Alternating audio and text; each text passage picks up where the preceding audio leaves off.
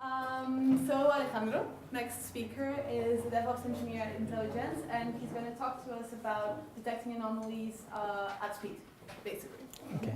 Welcome.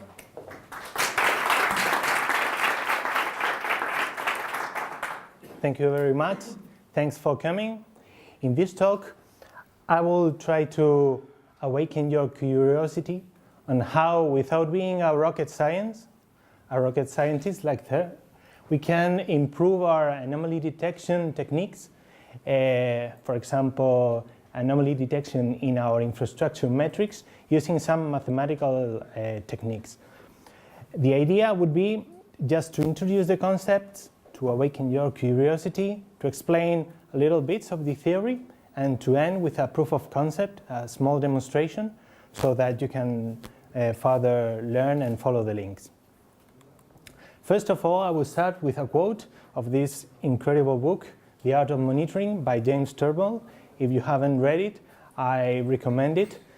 And basically, he says that using static thresholds on alerting and monitoring is not a good idea. It's an idea from the past, but there are more subtle patterns that are not easily detected with the static thresholds. And you have to search for other alternatives to detect those anomalies. For example, he proposes a tool which is called Riemann. It's an event router written by Kyle Kingsbury. It's a fantastic tool that has many capabilities like aggregation and mathematical operations on data, like percentiles, the median. So it's a much smarter way to detect the anomalies. But I think that we can go further and we can complement it using some tools from the science field that enables us to improve the accuracy and complement it. So basically what I'm going to present, it's not my idea, it's a mathematical theory. It's called Hierarchical temporal model. And basically it's a biologically constrained theory of machine intelligence. That means that it has some resemblance with the biology of our cortex and the way in which our neurons think and learn new patterns. And basically it all started in 2004 with publication of On Intelligence by Jeff Hawkins. Jeff Hawkins, which was a computer scientist, a neuroscience researcher, and also the founder of Palm, the PDA company, later on went on founding Numenta. Numenta has been the main company behind the HTM. Basically, they want to develop a series of time-based learning algorithms that can store the patterns and be able to recall it, because the power of it is not just detecting patterns, but also being able to predict the outcome, being able to make anomaly detections. Basically, I will go fast through three concepts that are important in HTM. First is the encoders. The encoders take a signal from the real world and translate it to a binary map of zeros and ones with some properties. Then the spatial poolers take those maps of zeros and ones and convert it to another map of zeros and ones that has a lot of zeros and a small number of ones, which is called a sparsely dense representation that has some mathematical properties regarding error correction and robustness, and it's easier to learn patterns from there. And finally, the temporal pooler that takes those sparsely dense representations and perform the learning mechanism so that it is able to learn the patterns, and then it can make predictions. It can give you an estimate of the anomaly score, and it can even correct the signal in case that there is noise. It can reconstruct the signal. I will go through some demonstration here. This is a typical scalar encoder in which we have a quantity, in this case 41, and this should be a matrix of zeros and ones. These are zeros and these are ones, so that when we move the slider, it is encoded in a different way. As you may see, there's a lot of redundancy. We could also manage it with just one active bit, but it is much less error prone due to noisy conditions. And also, you can see that there is some overlapping between one value and the other. This is important because it enables that there's a semantic resemblance between values that are next to each other in the topological field. For example, this is a much complex encoding in which we are encoding the date. We are encoding separately the day of the week, Boolean if it's weekend or not, the time of the day, and even the season.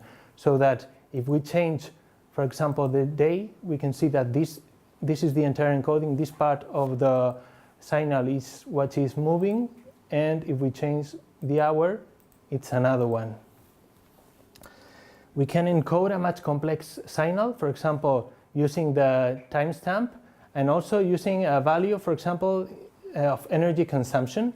Here we can see a much complex pattern, and we can make it into one representation of these cells. And then we have our input, and we perform which is called the spatial pooler. We take this input, we can show, for example, one of those inputs. These are ones and these are zeros, and translate it to a much higher dimension matrix, binary matrix, in which one of these cells, which is column, has some relationship with the inputs. Not every cell has a relationship not every column in the output has a relationship with every cell, but it has a numeric value that ranges from 0 to a value that is higher than a threshold, so that there are connections. And in this case, for example, we can see that this cell, this column is connected with this cell, and this cell is active in the output. So this counts as an overlap. The overlap is important because overlapping means that this column in the output really is representative of this input. For example, for this input, we could have this output. How is it calculated? Basically, we define the number of bits that we are going to use. For example, let's say 22, and then we calculate the overlapping of each one of the columns here. We order them, rank them, and then just take the 22 first. And this is the output. It is not static. It means that if we enable learning, then for every one of the columns that has been selected, we tend to promote the input cells that has been an overlap. So we increment dynamically this scalar value, the permanence, that allows a connection to be made. And otherwise, when there are connections that has not been stimulated, we decrement it so that maybe those connections are lost in the next iteration. Basically, to see it working, this is an input space of a signal that has been encoding with the timestamp, and this is random spatial pooling without learning, and these are the outputs, the column that we have, and the learning one tends to make patterns, spatial patterns, that are easily learnable. Here we can see the difference between the two of them. Now are quite similar because it's starting to learn, and basically for each moment in this red line, we can see the likelihood of the previous observations. The green ones are the most similar, and the red ones are the least similar ones. If we left it through all of the data set, we can then learn some things that are interesting. For example, the patterns of the weekends that are smaller ones are different from the other ones. And encoding, for example, if we encoded the weekend Boolean in the output space, we can then recognize that they are the same pattern, and we could match it easier. Okay. Finally, the piece that is left is the temporal pooler, which takes these sparsely dense representations we have seen and performs the learning between them. I have told you that the cells of the sparsely dense representation are called columns. This is because they are not comprised but of one neuron, but of a column of them.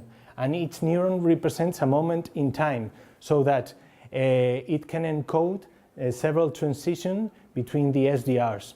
The idea is that a column can be activated, well, a cell in the column can be activated not only by the inputs that we have seen in the input signal, but also with correlation of the previously activated neurons that are related to them. And this learning also tries to promote the temporal correlation between neurons and to penalize the ones that are not correlated, so that the cells can get in predictive state, saying, well, I have seen this pattern in the past and now it usually means that I'm going to be activated, and it is put in predictive mode. And if it's already activated, then it learns from that pattern. The idea also with the hierarchical part of the theory is that you can stack it and use the output of one level to make decisions and learn patterns, more subtle or complex patterns at higher levels. And this is in theory. In practice, you tend to make things simpler, and this is a part of the theory that has not been thoroughly developed. How do we use it? Okay, that's math, that is theory. Well, there are some implementations. Numenta has made an open source framework, which is called NuPIC, for platform for intelligence computing, that you have bindings in C++, Python, Java, and Clojure. For example, in Clojure, you could put it in your configuration of Riemann and then leverage your streams with these kind of metrics. For example, the anomaly score. There's a desktop application for anomaly detection, and there's a software as a service appliance that is not open source, that is called Grok, that takes your AWS credentials and inspect your CloudWatch metrics and try to derive anomalies. But for the proof of concept, okay, let me zoom here. I have used basically the NuPIC binding in Python, and what I'm doing is just calculating the percentage of virtual memory usage at each moment. And you can see that basically I import one model factory from the framework and just calculate each time the metric, and I run it through the model so that it learns.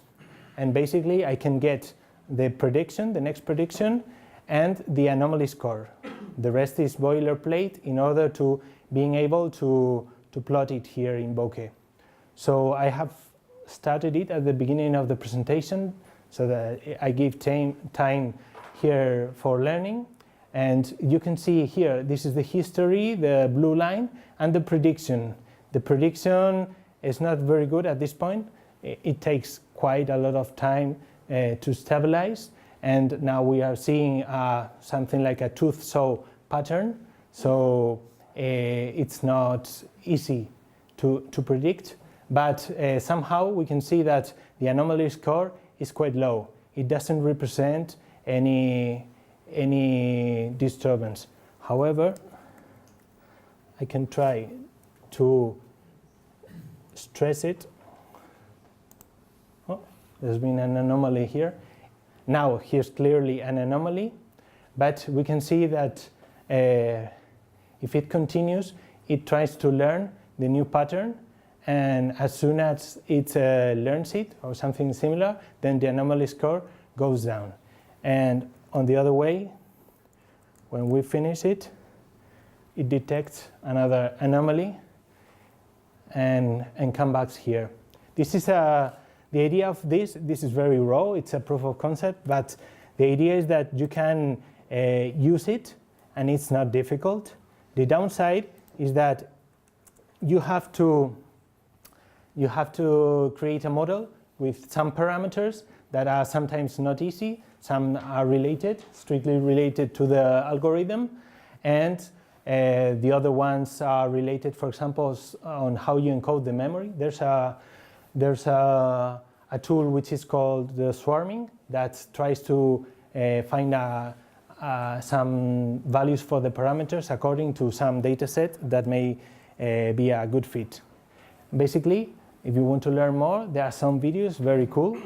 The people from Numenta write papers but also make good videos, and there's the code for the demo in the repo. And I think that's all. I expect that you have liked it.